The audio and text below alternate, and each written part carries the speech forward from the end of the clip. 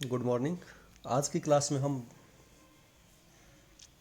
निजी और लोक प्रशासन, जो पिछली क्लास में हमने उनके बीच में अंतर जाना था, आज उनके बीच सिमिलरिटीज़ या समानताओं के बारे में जानेंगे। दोनों के बीच हमने देखा कि बहुत से अंतर भी है। जैसा कि आप देख पा रहे हो, ये राजनीतिक निर्देशन, लाभ, प्रयोजनता, प्रतिष्ठा, सार्वजनिक दृष्टि, सेवा लागत, कानूनी ढांचा, व्यवहार में सामंजस्य, पब्लिक अकाउंटेबिलिटी, विशाल प्रशासन, वित्तीय सतर्कता, अनामिकता, ये इन दोनों के बीच में असमानताएं पाई जाती है। इन विभिन्न असमानताओं के होते हुए भी बहुत सी समानताएं भी दोनों में पाई जाती है। कई विद्वान जैसे हेनरी फेवल है एमपी फालेट है, लिंडल आर्विक है, वो दोनों के बीच में कोई भेद मानते ही नहीं है। वो मानते हैं कि समूचा प्रशासन, चाहे वे सरकारी हो या प्राइवेट हो, एक ही है और इसके समान गुण पाए जाते हैं इस सब जगह।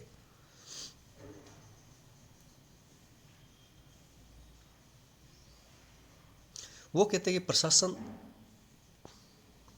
केवल लोक सेवा को ही नहीं समेटता, बल्कि हर आकार और विवरण, हर रूप और उद्देश्य वाले उद्यमों को भी अपने में शामिल करता है। प्रत्येक उद्यम की योजना, संगठन, निर्देशन, समन्वय और निर्देशन की जरूरत पड़ती है और सही ढंग से काम करने के लिए सभी को समान सामान्य सिद्धांतों का पालन करना चाहिए। इसलिए दोनों के बीच में कोई मुख्य अंतर नहीं पाया जाता है।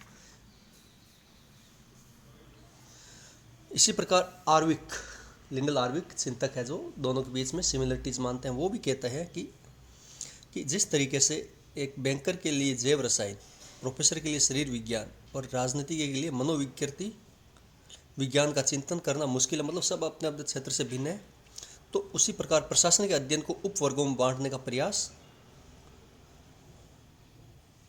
कई प्राधिकारियों को समान रूप से भ्रमित करता हुआ प्रतीत होता है। इसको बांटा नहीं जा सकता। तो अब दोनों के बीच समानता के क्या क्या मुख्य बिंदु पाए जाते हैं?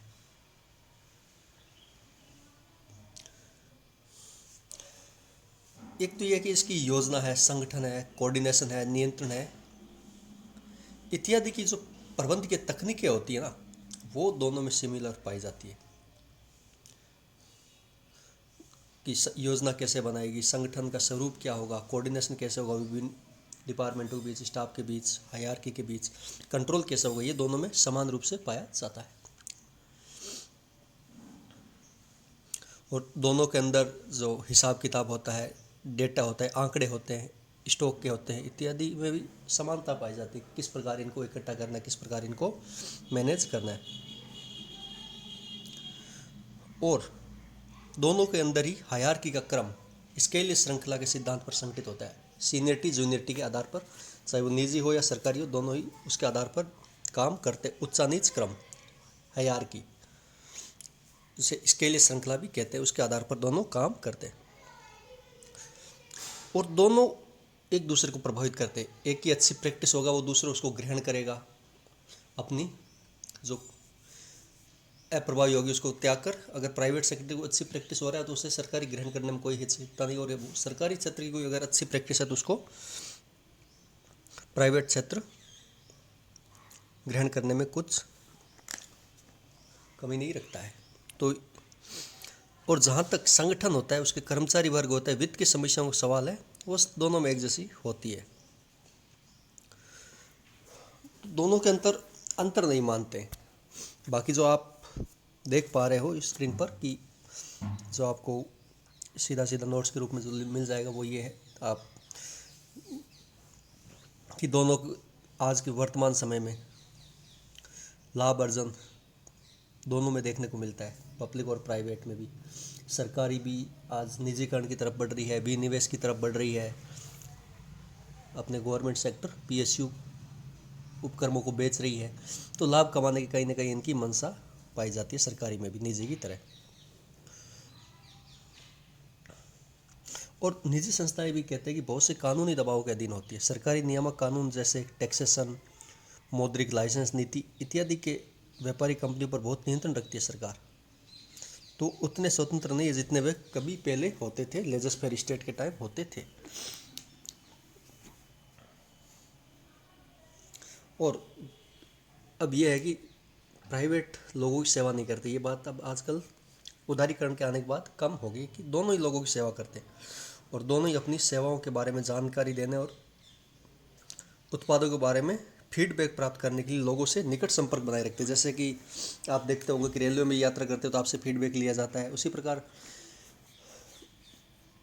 कोई आपकी समस्या होती है, जैसे टेलीकॉम सेक्टर की आपकी कोई समस्या, मोबाइल की समस्या, तो उसको आप ऑपरेटर बात करते हो कस्टमर केयर से, फिर आपको मांगा जाता है कि आप हमारी पहले बात हुई उससे सहमत है, तो दोनों ही अपना फीडबैक लेते हैं, चाहे गवर्नमेंट हो या प्राइवेट हो, दोनों ही लोगों से संपर्क बनाए रखना पड़ता है। जैसे SBI की आपकी सर्विस है, ICI की है, दोनों में एक जैसी, BSNL और जियो लोगों को फीडबैक को महत्व देते हैं ये कि हमारी सर्विस अच्छी है या नहीं, आप हमारी सर्विस से संतुष्ट है या नहीं, इस प्रकार फीडबैक प्राप्त करते हैं दोनों।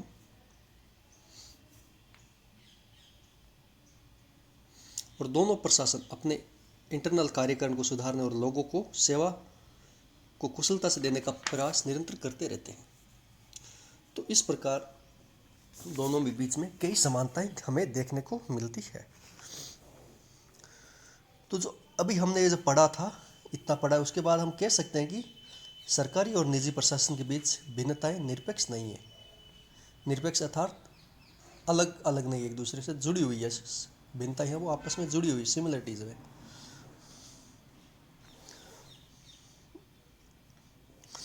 और बहुत से पहलुओं में अधिक समानता भी हमें देखने को मिलती है, परंतु फिर भी इसका हम ये नहीं कह सकते कि इसके बीच अंतर नहीं होता है। डेविड वेल्डो कहता है कि लोक प्रशासन भिन्न है क्योंकि ये सरकार के क्रियाकलाप और उसके सार्वजनिक व्यवस्था को प्रतिबिंबित करता है जिसमें ये कार्य करता है, और निजी प्रशासन सरकार के क्रियाकलापों को प्रतिबिंबित नहीं करता है। इस प्रकार दोनों भिन्न है। फिर अगर हम आज के टाइम देखें, उदारीकरण, निजीकरण और भूमंडलीकरण के विचारों की व्यापक स्वीकृति मिल गई है, भारत में भी 90 के बाद ये सब कुछ लागू हो चुका है। तो इसके बाद सरकारी और निजी प्रशासन को लोगों को सेवा देने के लिए एक ही क्षेत्र में प्रतिस्पर्धा करनी पड़ रही है। पहले क्या होता था कि सरकारी क्षेत्र की आरक्षित रहता था कोई सर्विस के लिए, जैसे टेलीकॉम के लिए है तो BSNL एक ही था, पर आज के टाइम क्या होगा, BSNL के साथ जियो, आइडिया, वोडाफोन, ये सब कुछ अपने प्रतिस्पर्धा के रूप में पाए जाते हैं, देखने को मिलते हैं। और दोनों को एक तरीके से ग्राहकों से डील करनी होती है, जो उनकी सेवाओं की स्थिति के लिए भुगतान करते हैं, वो चाहे सरकारी हो या निजी हो। ये दोनों के बीच को अंतर कुछ कम करता है उदारीकरण और निजीकरण आने के बाद। एक नया जो कंसेप्ट आया, न्यू सार्वजनिक प्रबंधन, वो ये कहता है कि प्रबंधकीय तकनीकों पर बल देता है ये, जिन्हें सार्वजनिक सेवाओं के कुशल वितरण के लिए सार्वजनिक प्रशासन द्वारा अपनाया जाता है। बट सामाजिक और कल्याणकारी सेवाओं के क्षेत्र में सार्वजनिक सेवाएं प्रदान करने में दोनों के बीच अंतर विद्यमान है। ये अंतर भी है दोनों के बीच में, इस प्रकार विद्यमान है क्योंकि सोशल एंड वेलफेयर सर्विस प्रदान करता है जो प्राइवेट सेक्टर नहीं प्रदान करता, इसके आधार पर हम अंतर कह सकते हैं। तो निष्कर्ष रूप में हम इतना लिख सकते हैं कि सरकारी और निजी प्रशासन भिन्न भिन्न परिवेश में रखे गए हैं, परिवेश दोनों का भिन्न भिन्न है, परंतु ये अंतर वास्तविकता की अपेक्षा आभासी अधिक है। इतना अंतर नहीं है वास्तविक प्रशासन को चलाने में। हाँ, इनके उद्देश्य होता है और जिस परिवेश में काम करते हैं वो अलग अलग हो सकता है, परंतु जो इंटरनल प्रशासन चलाएगा वो उसमें भिन्नताएं वास्तविकता से अधिक आभासी पाई जाती हैं। तो इस प्रकार दोनों के बीच में समानताएं भी है और असमानताएं भी पाई जाती है। तो कल की क्लास में हमने दोनों के बीच असमानताएं पढ़ी और आज समानताएं पढ़ी है। तो ये आपका अगर बड़ा क्वेश्चन आए कि सार्वजनिक और निजी प्रशासन के बीच में कोई दो समानताएं, कोई दो असमानताएं, या उनके बीच तुलना कीजिए या अंतर स्पष्ट कीजिए। तो ये बड़ा क्वेश्चन आए तो परिचय, फिर असमानताएं, समानताएं और लास्ट में निष्कर्ष आपको लिखना है। तो आज की क्लास यहीं समाप्त करते हैं। Thank you.